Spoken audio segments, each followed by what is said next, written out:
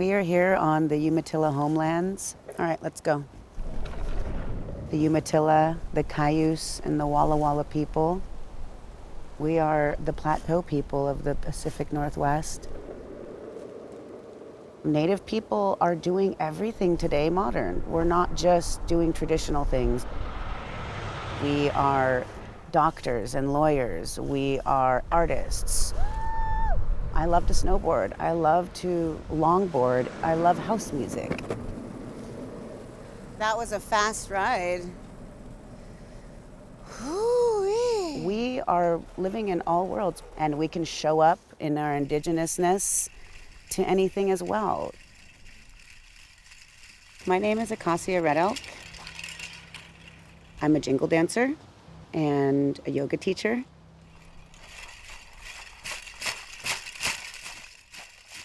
When I look back, I wanted to be a dancer so bad, but the reality that I was in, I never thought it would happen. I went on to win a lot of competitions. One year I won 42 powwows in a row. That was interesting for me because I had to learn how to start accepting myself too. Like, who am I to win this? And that was something I learned along the way, to start loving myself and believing in myself, because I never did before.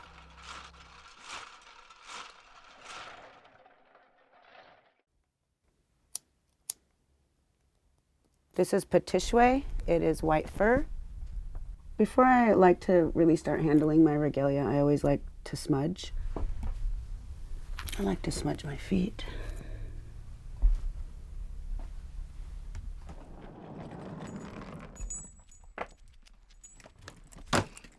When I was young, we weren't really a powwow family. My mom and dad owned an auto body business, and they worked every day in the shop. My mom is Scottish, Dutch, French, and Norwegian with a little bit of Seneca and Micmac in her. So she was this white woman that married this native man. When I was 6 years old, I caught on fire and burnt the backside of my body. I spent 3 months in the Burn Concern Center in Portland, and that was really traumatic for my family.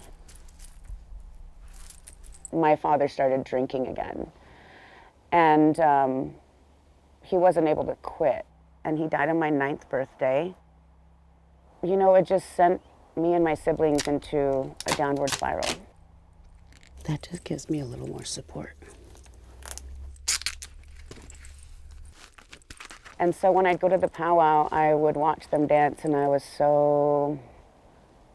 just in awe of how brave they were and how proud they were. Fast forward like 2 years, my sister got a dress made for me. And when I opened the Christmas present, I was super excited. I was like, oh my gosh. But then I realized that I was gonna have to dance that night at the Christmas powwow, and I was so scared. I just remember like stepping my first few steps out onto the dance floor, and I started crying. I had been pitying my legs for the scars and what happened to me. I was just pitying my life. And then this was the body and the legs that were carrying me out onto the dance floor. So it was just a really special moment, and it changed me. I got the powwow fever, and we just like hit the powwow trail. My name's Paris Layton. This is my family. This is my wife, Acosia. Here's me getting half dressed. And I learned a lot from my kids' dad. He taught me how to make regalia. He taught me how to be a better dancer. There's my lady. She's completely dressed now. Not all the way. Well, she's still got to put her feathers and beadwork in her hair. My hair braids. We're ready to go into the powwow. Grand entry starts at 1. Every dance has their origin story. The men's traditional dance, you've got the feathers on their back. They're the warriors. They tell the story of their battle. The women's jingle dress dance comes from a dream about 1915, 1920 during the Spanish flu pandemic. And a young girl was really ill, and her father was a medicine man, so he went to seek vision. And in that vision, he was brought into the sky by the Northern Lights people, and they sent him home with a gift that would heal the people and heal his daughter, and that gift was actually a sound. And the people got well when they heard the sound. And so they brought this dress to surrounding communities, and it grew and grew in numbers. And then our dances were taken away from us. And it was outlawed to even practice your culture in that way, especially doing dances. When we were allowed to be able to start practicing our culture again, they started having what they called a powwow. People were coming from different tribes, and it was a celebration of song and dance. And if you wanted to compete for prize money, you could. And so it kind of became like a sport. It's pretty crowded in here, but as you can see, we make do. This is the way we live every weekend. For a lot of people, and for my husband and I for a long time, we didn't have work outside of powwow. We just lived on the powwow trail and took part in our culture, and there was years that we did 50 powwows in a year. But the Gathering of Nations in Albuquerque, New Mexico, it's the biggest powwow in the world. And basically, if you win at that powwow, you're world champion for a year.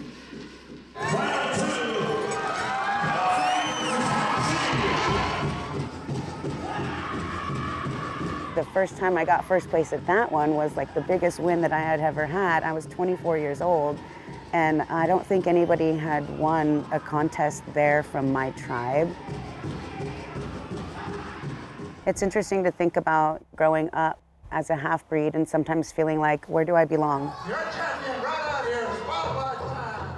here. You know, I had to learn how to start trusting my voice as a leader and gaining that confidence, knowing that I was carrying the name of my tribe with me and representing them too.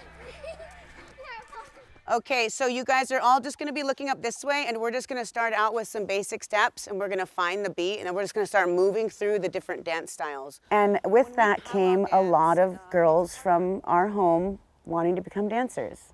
So we're not just loosely dancing, right? That's how the guys dance. They get really loose.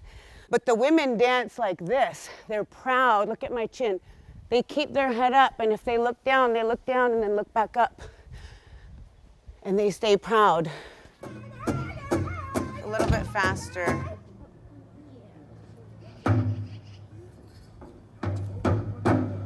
Okay, ready? Let's go, forward. Try to be light as a feather. This is where it starts. They learn the steps, because those first steps are really hard to learn. There's a lot of footwork and stuff involved, and all of that is good for the brain. It's good for your joy, for your happiness, for your heart. So crossing your feet. And it ripples outward into the whole family. You know, it's like that sound of the jingle dress. It's the sound of the bells, the sound that the regalia makes. It ripples outward and people feel it. See how it has that sound? Powwow dancing has just been a special gift for everybody. Get it, girl, get it. All right, now let's kick forward. Now you guys step backwards. So we're just gonna start out by just kind of arriving. We already know where we are, and these are our homelands. We're connected in every way to these lands. And we've never got to practice in this park together like this, in this area. This is part of the old July grounds. And our people used to camp here and have celebrations here in this area. When I started yoga, my dancing became so much better. What's your name? I went to my first yoga class about 8 years ago. And then we're gonna bring our hands to our heart. Keep holding this. In class, she said, take a deep breath and let it go. And I just started crying. And I was like, oh my gosh.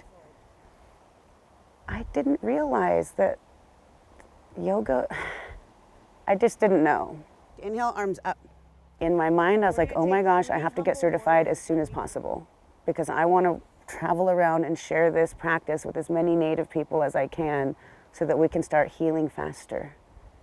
Because we have a lot of trauma to heal from, and yoga can help us to do that. Scoop up that earth energy and smudge yourself. Let's just keep going a couple more times. This is the alarm clock generation. We've been hitting snooze for a long time. And people are starting to get up and wipe their eyes and look out of those foggy lenses. People are using their voice and being brave.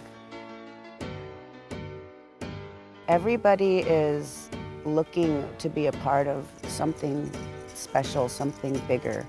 And as Indigenous people, art is a part of healing.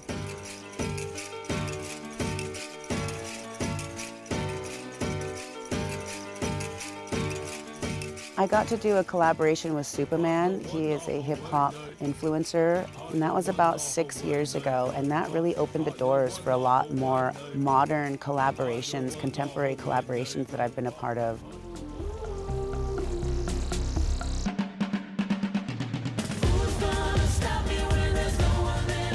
I got to do a really neat music video with Portugal the Man and Weird Al Yankovic. And thank you so much for having us here. We're so honored and so humbled.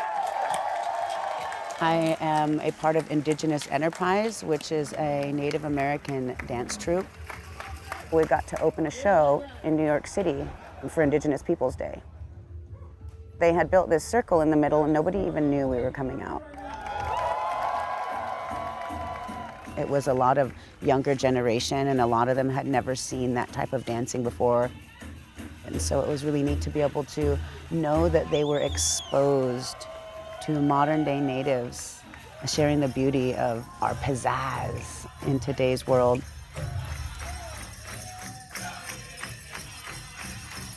So we're coming back to ourselves. We're using our culture to be more strong today and sharing it with people so that we can build bridges.